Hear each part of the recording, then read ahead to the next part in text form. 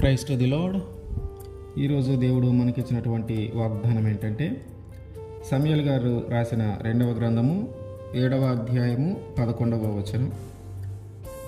నేను నీకు సంతానము కలుగజేయుదును. ఆమేన్.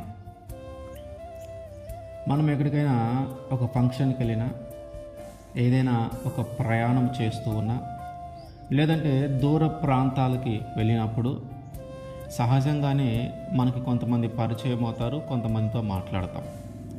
వాళ్ళు మనకి సంబంధం లేని వ్యక్తులు. అప్పటి వరకు వాళ్ళు ఎవరో మనకి తెలియని వ్యక్తులు. వారితో మనం మాట్లాడుతూ ఉన్నప్పుడు సహజంగానే వాళ్ళు కొన్ని మనల్ని అడుగుతూ ఉంటారు.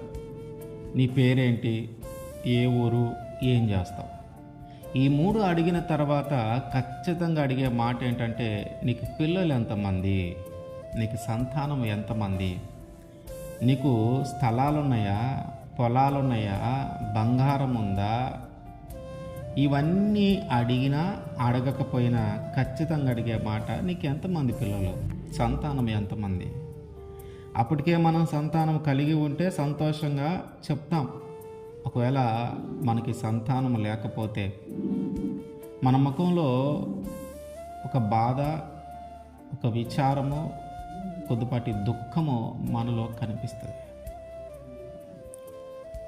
తెలిసి మనకి తెలియని వారు మనల్ని అడిగి వదిలేస్తారు.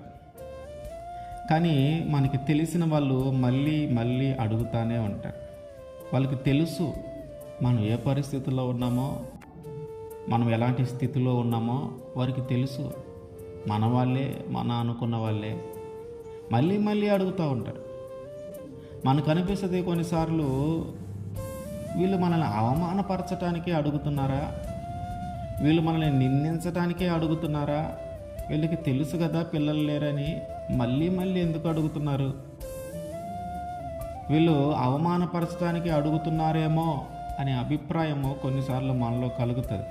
అందుకనే అయిన వాళ్ళైనా, బంధువులైనా ఎవరితో మాట్లాడాలని కానీ, ఎవరిని పలకరించాలని కానీ, ఏ ఫంక్షన్కి వెళ్ళాలని కానీ అనిపించదు. అసలు మనకి తెలియని వ్యక్తుల దగ్గరికి వెళ్దాం, మనకి సంబంధం లేని ఊర్లోకి వెళ్దాం, అక్కడ బ్రతుకుదాం అనిపించేంత బాధ మనలో కనిపిస్తూ ఉంటుంది. ఒకవేళ నీవు కానీ అట్లాంటి స్థితిలో ఉంటే, సంతానము లేక దాని ద్వారా అవమానపరచబడుతూ దాని ద్వారా నిందించబడుతున్నటువంటి స్థితిలో కానీ నీవు ఉంటే, నీవు ఖచ్చితంగా దేవుడు చేస్తున్న వాగ్దానం ఏంటంటే, ఆయన నీకు సంతానము కలుగు చేస్తాను అని. నీ మీదున్న నిందని, నీ మీదున్న అవమానాన్ని పోగొడతానని వాగ్దానం చేస్తూ ఉన్నాడు. అయితే మరి మనం చేయాల్సింది ఏంటంటే ప్రార్థన. మనం చేయాల్సింది ఏంటంటే విశ్వాసాన్ని నిలబెట్టుకోవటం. మనం చేయాల్సింది ఏంటంటే ఆ నమ్మకాన్ని కోల్పోకుండా ఉండటం. ఎందుకంటే వాగ్దానం చేసిన దేవుడు నమ్మదగిన దేవుడు, ఆయన ఖచ్చితంగా జరిగిస్తాడు. అయితే కొన్నిసార్లు ఆలస్యం కూడా కావచ్చు. ఆ ఆలస్యమైనను మనలో ఉన్నటువంటి విశ్వాసాన్ని, మనలో ఉన్నటువంటి నమ్మకాన్ని కోల్పోకుండా మనం అట్లాగే ఉండగలగాలి. అబ్రహాము కుమారుడైనటువంటి ఇస్సాకు గారికి 40 సంవత్సరాలప్పుడు వివాహం అయింది. 40 సంవత్సరాలప్పుడు వివాహమైన తర్వాత కూడా 19 సంవత్సరాల వరకు పిల్లలు లేరు. ఇస్సాకు గారేమీ తన సొంతానికి వెళ్ళి వివాహం చేసుకోవాల. అబ్రహాము సొంతానికి వివాహం జరగల, దేవుని చిత్తము ప్రకారమే జరిగింది. దేవుడే వాళ్ళని ప్రత్యేకంగా వివాహము జరిగేలాగా ఆ కార్యము మొదలుపెట్టినప్పుడు దేవుడే సహాయము చేసి ఆ ఎలియాజరుని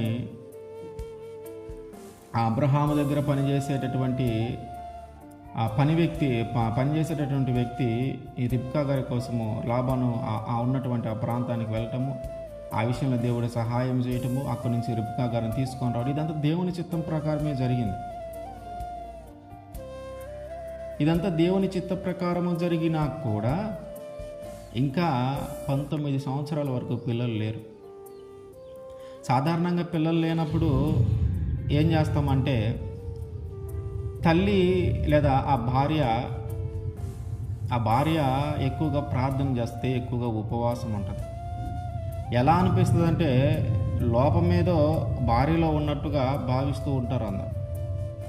అందుకని ఆమె బాధపడుతుంది, ఆమె ఉపవాసం ఉంటుంది, ఆమె ప్రార్థన చేస్తే అన్నీ ఆమె చేస్తుంది.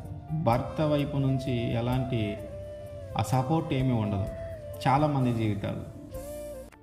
కానీ ఇక్కడ ఇసాకు గారు చేసిన పని ఏంటంటే, ఆ గర్భఫలం కోసమే ఇస్సాకు గారు ప్రార్థన చేశాడు. భర్త ప్రార్థన చేశాడు, అయ్యా పిల్లలు కావాలి, సంతానం కావాలి, గర్భఫలం కావాలని భర్త ప్రార్థన చేశాడు. కనుక భార్యాభర్తలు ఇద్దరూ ప్రార్థన చేయాలి, ఇద్దరూ నమ్మకంగా ఉండాలి, ఇద్దరు విశ్వాసంగా ఉండాలి. ఆలస్యమైన జరిగిస్తాడు దేవుడు, అందులో ఎలాంటి అనుమానం లేదు. అయితే ఆలస్యం అవుతూ ఉన్నప్పుడు మనలో ఉన్న నమ్మకాన్ని, మనలో ఉన్న విశ్వాసాన్ని మనం కోల్పోకుండా ధైర్యంగా ఉండగలగాలి. మనము చేసిన ప్రార్థననే ఇంకా ఇంకా చేస్తూ ఉండాలి. ఇస్సాకు గారు చేసిన ప్రార్థన దేవుడు విని తన భార్య అయినటువంటి రిబ్కాకి గర్భఫలమునిచ్చాడు దేవుడు. ఇద్దరు పిల్లలు జన్మించారు, ఏశావు, యాకోబు. అట్లాగే ఒకవేళ ఈరోజు మనం కానీ అట్లాంటి స్థితిలో ఉంటే, అవమానించబడుతూ, నిందించబడుతూ, మానసికంగా కృంగిపోతున్నటువంటి ఆ పరిస్థితుల్లో కానీ ఉంటే, భర్తగా నీ బాధ్యత కూడా ఉంది. నీవు కూడా ప్రార్థన చేయాలా, నీవు కూడా దేవుణ్ణి వేడుకోవాలా, నీవు కూడా దేవుణ్ణి అడగాలి. అట్లాగే భార్య ప్రార్థన చేయాలి, భార్య కూడా దేవుణ్ణి వేడుకోవాలి. మీరు ఇరువురు కలిసి దేవుని ప్రార్థన చేస్తే, మీరు ఇరువురు కలిసి దేవుని అడిగితే ఆయన ఖచ్చితంగా దాని దగ్గర ప్రతిఫలమును ఆయన అనుగ్రహిస్తాడు. కనుక ఇప్పుడు ఆయన వాగ్దానం చేస్తున్నటువంటి మాట ఏంటంటే, నేను నీకు సంతానాన్ని ఇస్తాను, కలుగు చేస్తాను అంటున్నాడు. ఈ వాగ్దానాన్ని మన జీవితంలో మనం జరిగించుకోవాలంటే భార్యాభర్తలు ఇద్దరు కలిసి ప్రార్థన చేయాలి. ఇద్దరు కలిసి దేవుని వేడుకుంటే, ఇద్దరు కలిసి ఉపవాసం ఉంటూ, ఇద్దరు కలిసి దేవునికి ఇష్టమైన జీవితాన్ని మనం జీవిస్తూ ఉంటే ఆయన ఖచ్చితంగా మన జీవితంలో దాన్ని జరిగిస్తాడు.